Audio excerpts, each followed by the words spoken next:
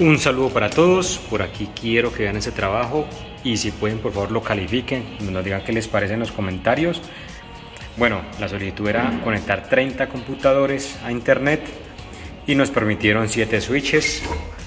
Aquí los numeramos, cada switch con su señal. Tenemos todos los puertos Giga y desde aquí el internet del proveedor. Y quiero mostrarles cómo quedó por aquí toda la red que realizamos.